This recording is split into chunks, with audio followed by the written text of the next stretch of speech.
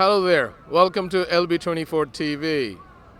We are here at the Parliament Square covering today's program from the Parliament Square live for you. There are two programs at the Parliament Square today, and one you can hear the chants probably behind me, the chantings of Grenfell tragedy, and people want justice for Grenfell and what has happened. And the other one here is organized by Socialist Party against the coalition of Tory and DUP in order to push that Corbyn can form a minority government. Now, we are waiting for both the Grenfell demo has started. People have already, they're waving their placards and they're walking. And we are going to start covering and wait for the next demonstration for the anti-Tory demonstration. We have been told that the Labour leaders are going to be here.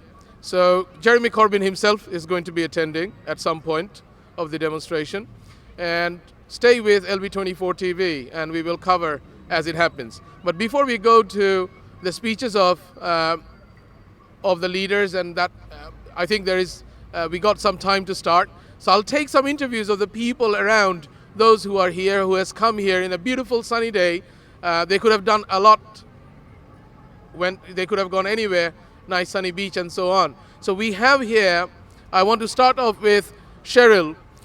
Cheryl lives in Ruislip, and Cheryl is here today to support for the Grenfell victims and to bring a difference. So Cheryl, tell us why you're here today. I'm here today to fight for justice of the injustice that's gone on at Grenfell Tower and the injustice that's gone on with the legislations that they can get away with practically murder, to be fair. I mean, in retrospect, if I was a multi-billion pound building company, and I took that tower over to rent it, I'd have to walk through loads of red tape. Why was it allowed that the government can get away with that, or the council that can get away with that, but normal people do you know what I mean? That they have to do different, it's different things for different people. It's not fair,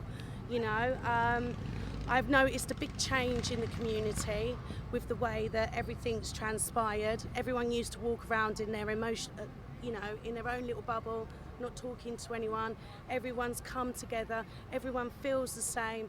There was no sprinklers. There was no fire extinguishers. The fire doors weren't on properly. There was loads of complaints done prior to this. Nobody was listened to, and it's taken a big fire for the councils to start moving and go into different tower blocks now and start going, oh, is this safe? Is that safe? Is that safe? Why are they doing it now? Not then. On the night when this happened, it started and it dragged on for several hours. And we know that the fire brigade and the police, they told those people to stay at home, stay inside, don't risk to come out. That's tragic on its own, isn't it? They let those people stay inside and they just got burned. They got killed by the smoke. Well, exactly. I mean, that is inhumane, and that's what's hurt a lot of people all over the world, I think. To be fair with you, it's touched a lot of people's hearts. I mean, how could you tell everyone to stay indoors when the fire is burning and there's no way out except for those stairs, and they need to come out. They couldn't have stayed in their homes. That cladding was burning all up the sides of the building. Mm-hmm. They could have put in safety measures. Firemen can only go 200 metres high. Where was helicopters with water that they do in other countries? Where was a landing pad that people could jump out the windows, etc.? Nothing was put into place. The policemen and the fire brigade were told to stay indoors. Also, there was a call to, obviously the family of the tower block that was in the tower block made a call, and everybody from the mosque come running into the tower block to try and save people, and then got apprehended by the police, and they barricaded it all off, and the fireman was there as well, and they were told to tell them to all stay indoors.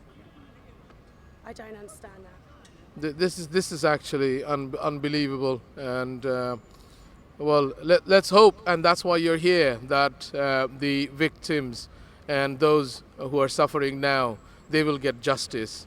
And there has been systematic failures to this. Have you watched the interview, or rather the meeting between the victims and Theresa May? No, I haven't. No, I Okay. haven't. Because what we have seen in that meeting is Theresa May again failed to show sympathy and emotions. She has serious lack of passion. I mean, have you noticed that? Serious lack of compassion. She only visited the site for about 5 minutes and then moved, like literally just went off with her entourage. There was no compassion from her whatsoever. She's not given any families any money. There was a dustbin guy that I spoke to. His flat was in the fire, and he's been given no money, and then had to work on Monday morning because he needed money. He's had to stay at his sister's. There's been no justice whatsoever, no help whatsoever. And then from what I hear today as well is the fact that basically I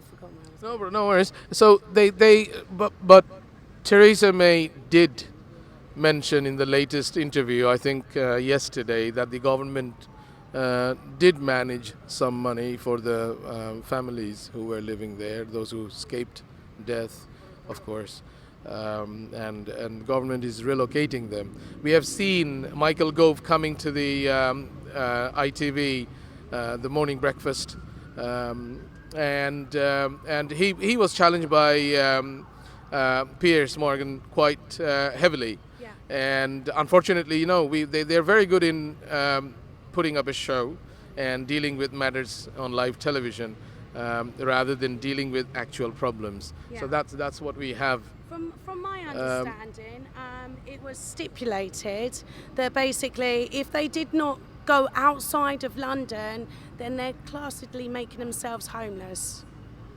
That's one of the things Piers raised in the ITV program as well. So, well, Cheryl, thank you very much Thank you so much. for giving your time. We will now go around and speak to some more people. Thank you. So now that was the Grenfell tragedy, one of the supporters who wants justice for Grenfell. The demo started from here and moved towards 10 Downing Street, and we will walk towards the canopy of the Socialist Party and see whether we can find some more people to take interview of. It's a bright, sunny day. It's a lovely day, and a good amount of crowd. We have noticed at least a couple of hundred to 300.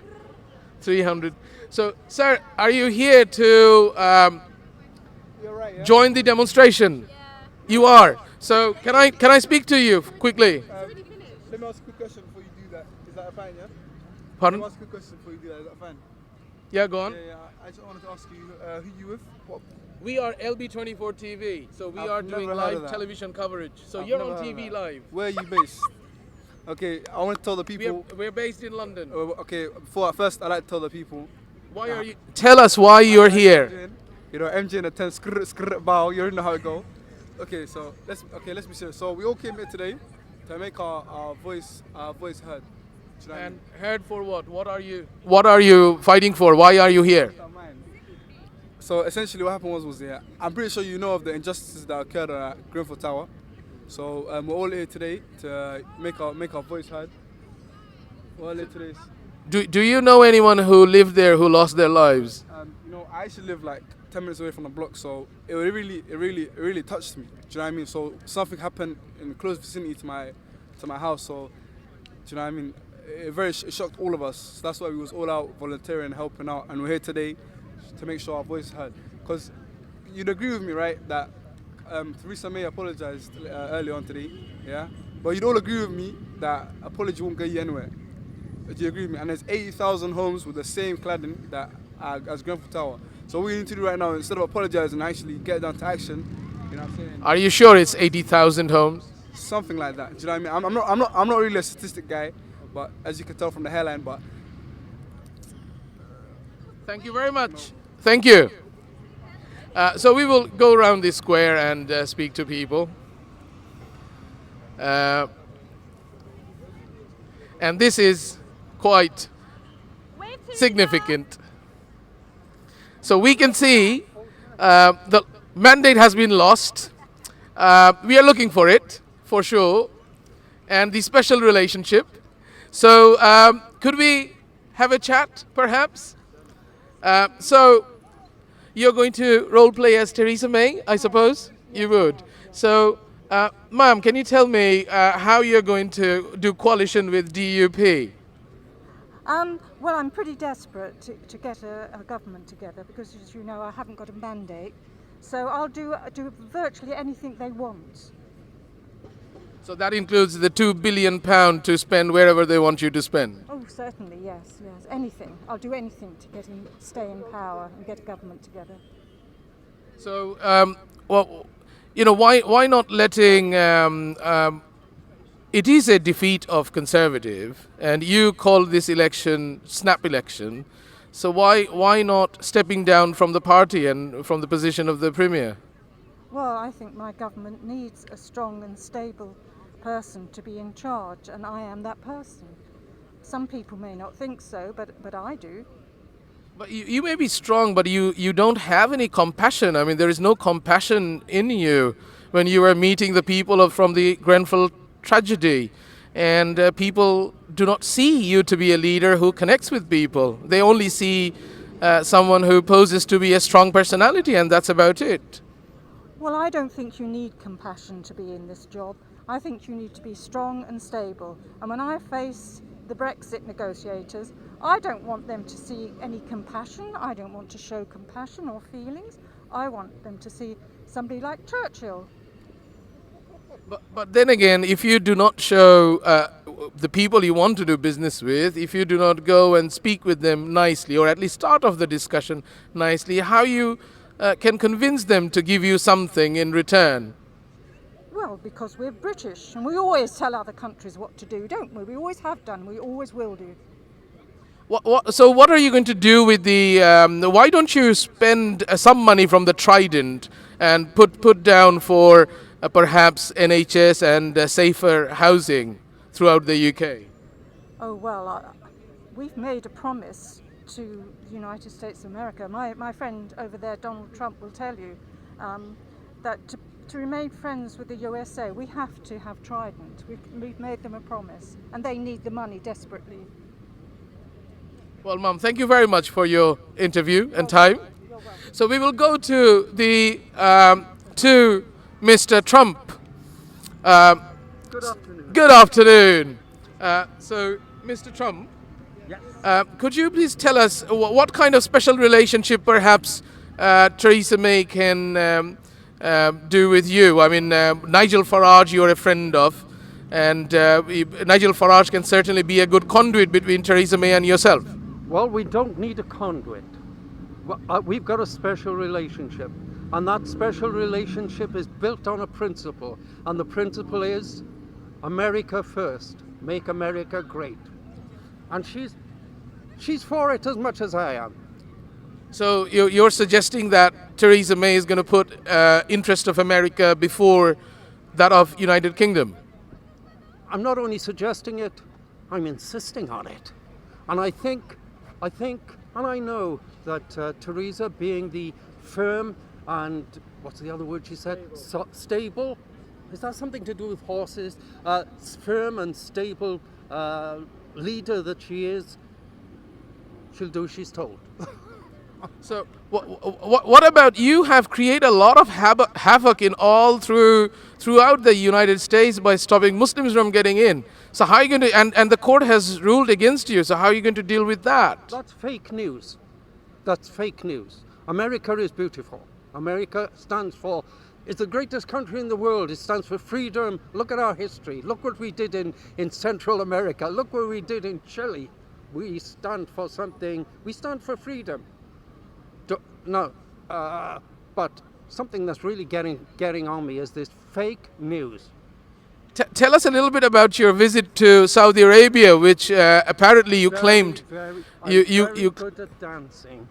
It was a great time, and those are very, very nice people. We have a special relationship, and they're very, very good customers. So you have sold a lot of arms to Saudi Arabia in your visit. We've sold a lot of arms there, and they're good friends of ours. So who are they going to give those arms to? Well, they want them to keep themselves safe, and when I say safe, from what's going on in the Yemen, that's not very nice there. They've got to look after themselves, and even some of their own population sometimes get, So it's better to be safe than sorry. It's in other words, you gotta have in other words, you're just selling arms to them because they can, kill their own population and a population of other countries. Well, that's fake news. We're selling arms to them because it's profitable. Let's face it, it's damn good business. So are you aware that they have been involved, or there are allegations that they are funding ISIS? I've heard that, and I think that's again is fake news. I've had talks with the king of Saudi Arabia, and he assures me that he's on our side, and that's the important thing. And if they're on our side, they can't do anything wrong, as far as I'm concerned. What about there were pictures of Baghdadi, the leader of ISIS, being taken with Benjamin Netanyahu before he became the leader of ISIS? People change.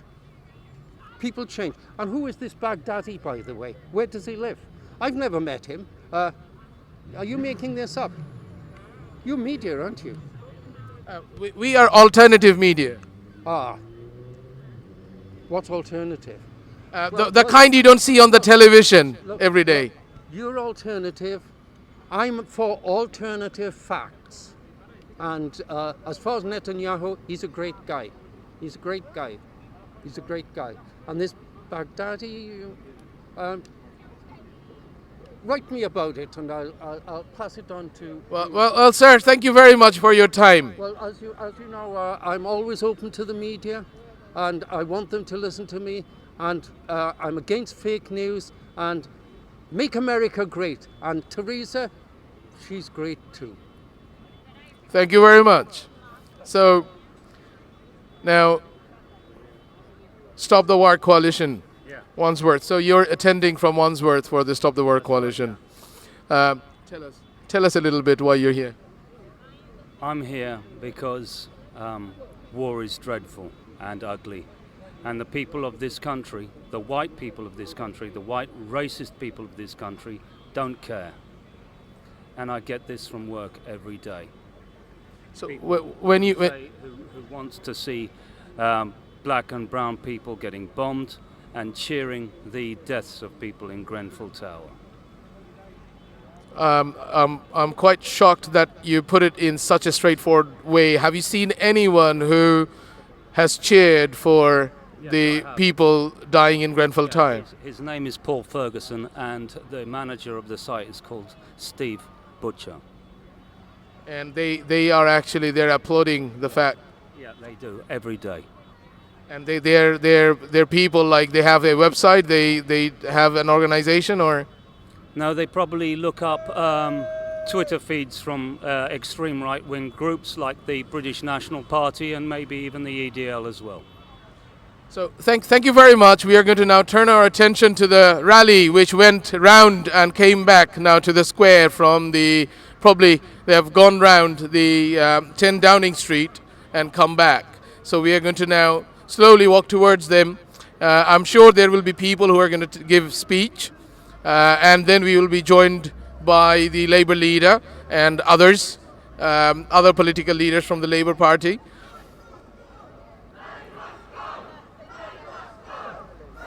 So you can see the chanting, "May must go."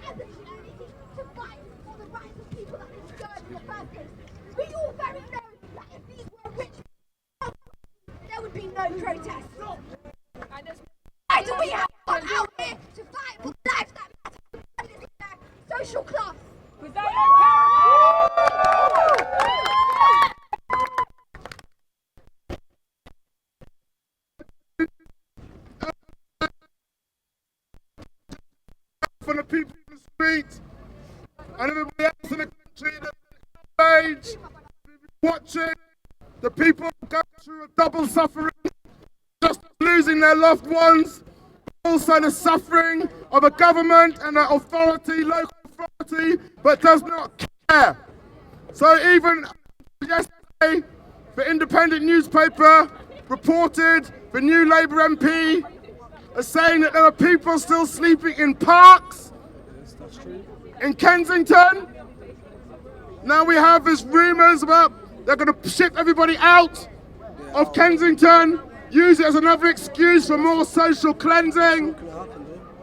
But the big pressure from people like you has meant that today the government announced that they are acquiring 68 luxury apartments quite close to Grenfell that survivors and their families can use. They should have done that from day one. Jeremy Corbyn had demanded that they did that, and they call him a Marxist. Well, now they've done it, so they must be Marxist. Well, of course they're not. But it's caving into pressure, people power. It's us, ordinary people, black and white, Muslim and Christian or no faith, coming together in one big fist to tell them, to remind them that we are the many and they are the few, and that's not just at the ballot box, that is on the streets and that is in the workplaces. We stop working, their system halts, comes to a stop. We paralysed London, and they were worried about us paralysing London. That's why Trump ain't coming. Trump was not in the Queen's speech. That is all down to people power. So people stay on the street. Let's keep at the fight and demand justice for the Grenfell people. May must go! May must go! May must go! May must go! May must go! May must go! May must go! May must go! And to reiterate some of the points made earlier by a sister and by Wayman and by David Lammy MP, who's lost a dear friend of his family. David Lammy quite rightly is asking, why have there been no police raids to secure the evidence? Because these two contractors are busy destroying emails and shredding documents. They've taken down all their websites, They've guys. taken down their websites. They've taken down all their websites. These people So are what does criminals. that go to show? That clearly goes to show that they are guilty. Simple. You don't need to be clever to know that they are guilty. Simple. On the day of the first protest, why did they run through the other exit? Because they're guilty. If they were not guilty, they will come here right now and they will share their sincere apologies and say, listen, it was not us. That's how you know they're guilty. Yes.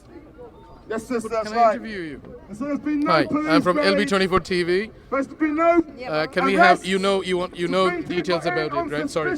So can we just have a quick interview? They're perfectly within their rights to do that. The police. Excuse me, ma'am. Just quickly.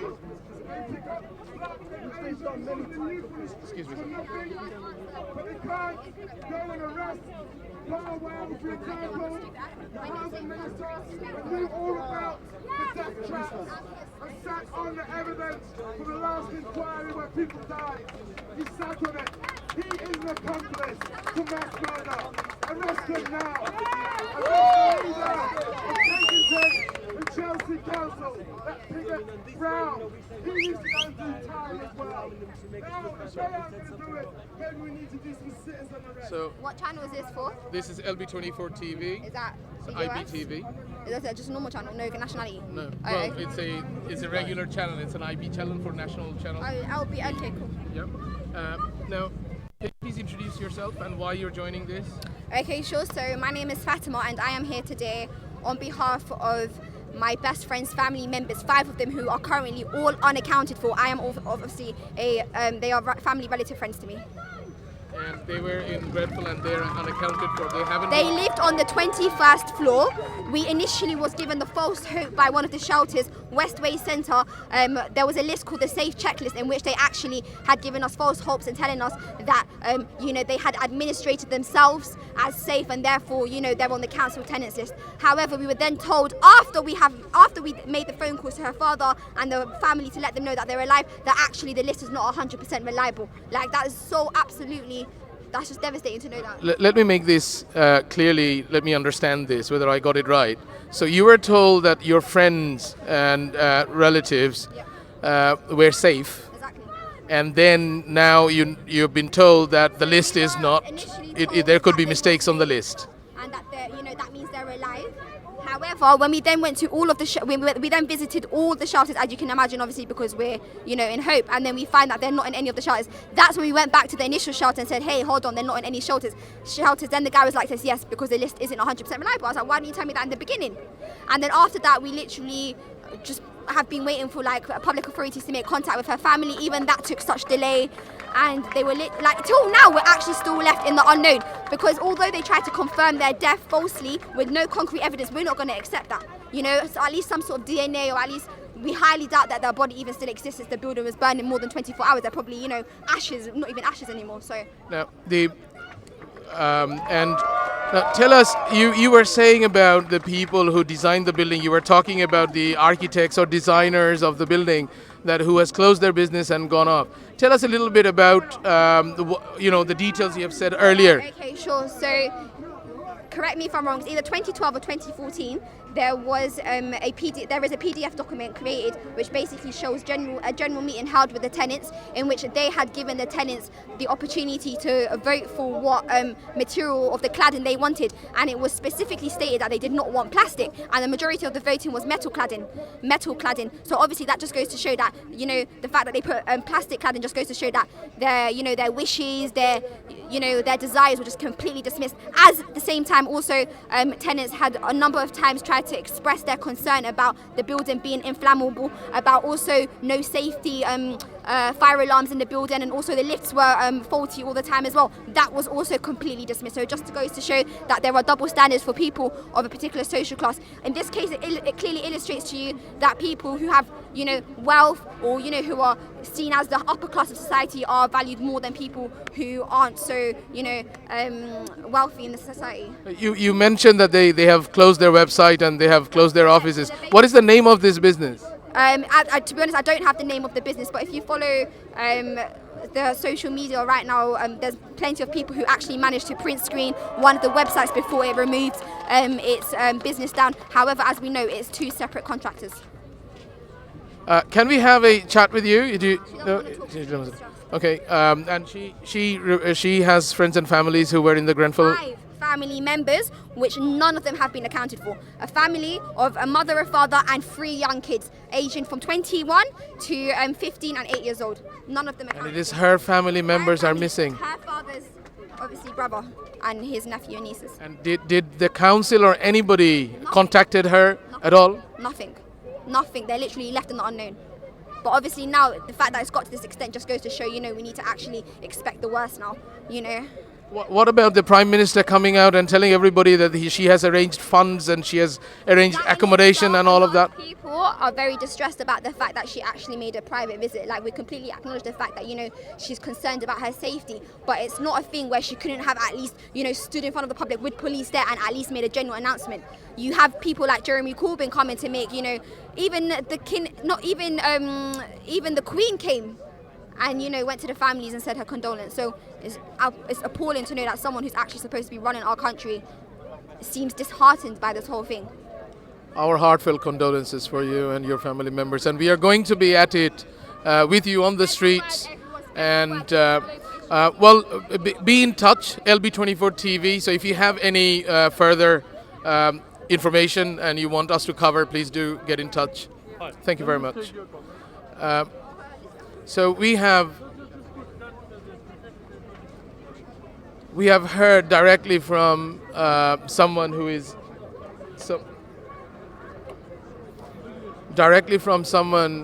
who got friends who were affected. We will go back to the speakers in the rally demonstration and hear more.